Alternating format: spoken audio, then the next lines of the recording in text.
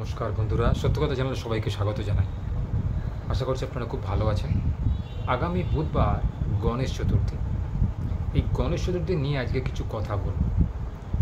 আমরা এই গণেশ চতুর্থীর দিনে কি করব আর কি করব না, কি করলে গণেশের আশীর্বাদ আমাদের উপর বর্ষিত হবে। প্রতি বছর এই সময়টাতে গণেশ চতুর্থী হয়ে থাকে, অর্থাৎ ভাদ্র মাসে। দেশের বিভিন্ন প্রান্তে এই উৎসব হয়ে থাকে। যদিও এটা একদিনের উৎসব, কিন্তু মুম্বাই প্রদেশে, অর্থাৎ মুম্বাই রাষ্ট্রেতে এটা কিন্তু পুরো 4 দিনের উৎসব। খুব বড় করে ঘটা করে পালন করা হয় এই গণেশ চতুর্থী। সেখানে প্রায় প্রতিটা পাড়ায় পাড়ায় মুম্বাইতে এই উৎসব বা গণেশ মূর্তি নিয়ে এসে পুজো করার রীতি প্রচলিত আছে, এবং এটা মুম্বাইয়ের সবথেকে বড় উৎসব। এখানে লাখো লাখো টাকা খরচ হয়ে যায় গণেশ চতুর্থী উপলক্ষে। আমি আজকে বলবো যে গণেশ চতুর্থীর দিনে কি করলে আপনার সংসারেতে গণেশ আশীর্বাদ করবেন বা কি করতে নেই। প্রথমত, এক গণেশ চতুর্থীর দিনে যে পুজো করছে বা যখন আপনারা পুজো মণ্ডপে থাকবেন তখন কিন্তু অহংকার প্রদর্শন করতে নেই। এই পুজোতে অনেকেই উপস্থিত থাকেন, ধনী দরিদ্র সবাই।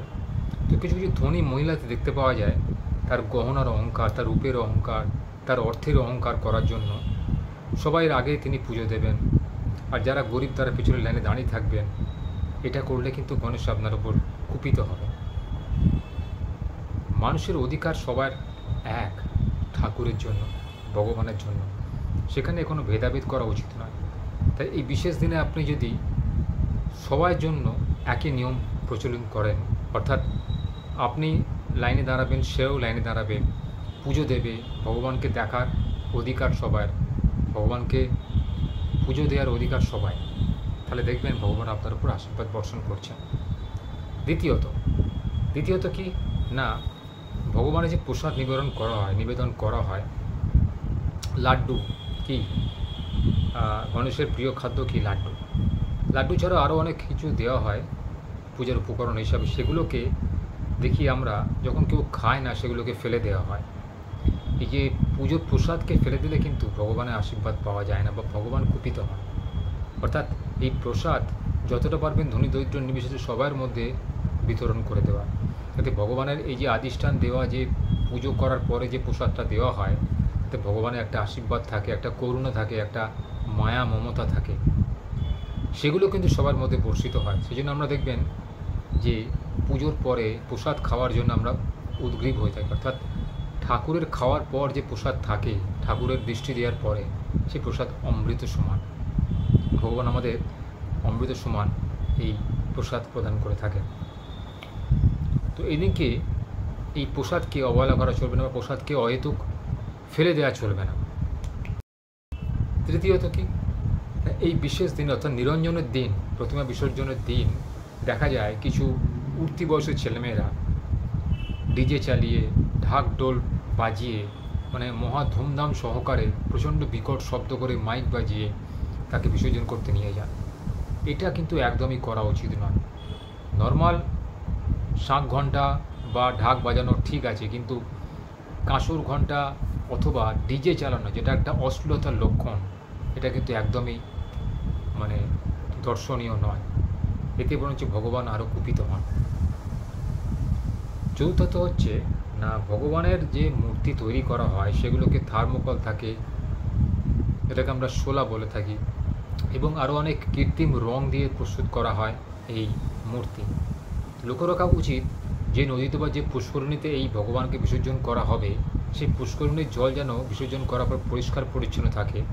প্রয়োজনে ঠাকুরের কাঠামো সমেত তুলে নিয়ে ডাঙাতে রেখে দেওয়া উচিত, যাতে এই যত রকমের শোলা রং ব্যবহার করা হয়েছিল সেগুলোকেও তুলে নিয়ে ডাঙাতে রেখে দেওয়া, যাতে পুষ্করিণীর মৎস্যের কোনো ক্ষতি না হয়, বা মানুষের ব্যবহারযোগ্য পুকুর যদি হয়, প্রতিষ্ঠা করা পুকুর, তাহলে সেগুলো যেন কোনো মানুষের কোনো ক্ষতিকর না হয়। অর্থাৎ এই রঙগুলো যেন মানুষের পেটে না যায় জলের সঙ্গে। এইদিকে লক্ষ্য রাখতে হবে। আর কি লক্ষ্য রাখতে হবে, এই দিন ভগবানের বিশেষ আরাধনা করলে আপনার জীবনে আশীর্বাদ আসবে। আপনি ভগবানের কাছে আপনার চাহিদা রাখতে পারেন। বুদ্ধি, গণেশকে বলা হয় বুদ্ধির দেবতা বা সিদ্ধির দেবতা। তাই যে কোনো পুজো করতে গণেশের পুজো আগে করতে হয়। দেখবেন কোনো দোকান পুজো হওয়ার আগে লক্ষ্মী গণেশের পুজো করা হয়, বা কোনো কারখানা শুরু হওয়ার আগে লক্ষ্মী গণেশ পুজো করা হয়। কেন? গণেশ হচ্ছে সিদ্ধিদাতা, এই জন্য বলা হয় সিদ্ধিদাতা গণেশ। কারণ যে ভগবানকে পুজো করলে সংসারে এবং রোজগারে কারবারে শ্রীবৃদ্ধি আসে, উন্নতি হয়, অর্থের আগমন হয়। সেই সঙ্গে মা লক্ষ্মীও থাকেন। যদিও দুজনে এনারা ভাই বোন, তবুও ভগবানের বিশেষ করুণা যে মা লক্ষ্মী হচ্ছে ধনের দেবী, আর সিদ্ধিদাতা গণেশ হচ্ছে সিদ্ধিদাতা অর্থাৎ উন্নতির দেবতা। ধন যেখানে থাকবে সেখানে কিন্তু উন্নতি হবে, অর্থাৎ অর্থ যেখানে আগম হয় সেখানে মানুষের উন্নতি হয়, শ্রীবৃদ্ধি হয়। এই শ্রীবৃদ্ধি উন্নতির জায়গাতে কিন্তু গণেশের নাম সর্বাগ্রে আমরা উচ্চারণ করি। এটি ভগবান শিবের আশীর্বাদ স্বরূপ। কারণ যেহেতু শিব ভুলবশত রাগের মাথায় এই গণেশের মস্তক ছেদন করেছিলেন, কারণ তিনি অতিশয় রেগে গেছিলেন যে পার্বতীকে গোপন অবস্থায় স্নান করার সময় গণেশ জোর করে শিবের অনুমতি ছাড়াই ঢুকে পড়েছিলেন স্নানাঘরে। তাতে শিব অতিশয় রুষ্ট হয়ে তাকে অভিশাপ দিয়েছিলেন যে উত্তর দিকে মুখ করা যে কোনো হাতির মাথা কেটে সেই মাথা লাগাতে হবে, কেননা তিনি তাকে মেরে ফেলেছিলেন। কিন্তু পার্বতীর অন্যায় বিনয়ে তিনি গলে গিয়ে অবশেষে সেই হাতির মুন্ডুকে তার স্কন্ধেতে প্রতিস্থাপন করেছিলেন। সেই থেকে গণেশ হচ্ছে সিদ্ধিদাতা, অর্থাৎ যে কোনো শুভ অনুষ্ঠানে গণেশের নাম যখন উচ্চারণ করা হয় সেই অনুষ্ঠানটা সাফল্যমণ্ডিত হয়। যে কোনো রকম অনুষ্ঠান, নতুন বাড়ি করা, নতুন গৃহপ্রবেশ সেটাকে বলি আমরা, বা বাড়িতে কোনো শুভ অনুষ্ঠান, জন্মদিন ছেড়ে দিন, অন্নপ্রাশন ধরুন, আরও বিভিন্ন রকম প্রোগ্রাম হয় মানুষের, সেগুলোর জন্য বা কোনো ঠাকুর দেবতার নামকরণ করার সময় গণেশের নাম উচ্চারণ করা, ওম শ্রী গণেশায় নমঃ। গণেশায় নমঃ করলে কি হয় না, ভগবানের আধিষ্ঠান যখন সেই সংসারে আসে তখন সেই সংসারে অটোমেটিক একটা শ্রীবৃদ্ধি শুরু হয়। যে সংসারে গৃহকর্ত্রী বাড়ির সমস্ত পরিজন জানবেন গণেশের নাম উচ্চারণ করে, অর্থাৎ গণেশকে পুজো করে, গণেশ ছাড়া আরও দেবদেবীর পুজো করেন, সেই সংসারে একটা পজিটিভ ভাইব্রেশন তৈরি হবে। তার চারপাশে একটা পজিটিভ বাতাবরণ, একটা সাফল্যের মূর্তি দেখতে পাওয়া যায়। কারণ ভগবান তাকেই সাহায্য করে যে ভগবানকে ভালোবাসে, ভগবানের শ্রদ্ধা ভক্তি অর্জন করতে জানে। তাই আপনাদেরও উচিত এই বিশেষ দিনটিতে ভগবানকে ডাকা, ভগবানের কাছে নিজের প্রাণপণে নিজের মনস্কামনা জানানো। ভগবান তুমি আমাকে এটা দাও, আমি বহুদিন কষ্টে আছি, তুমি যা চাও আমি তাই দেবো, শুধু এইটুকু বলুন, দেখুন ভগবান আপনাকে দুহাত ভরে ভরিয়ে দেবেন।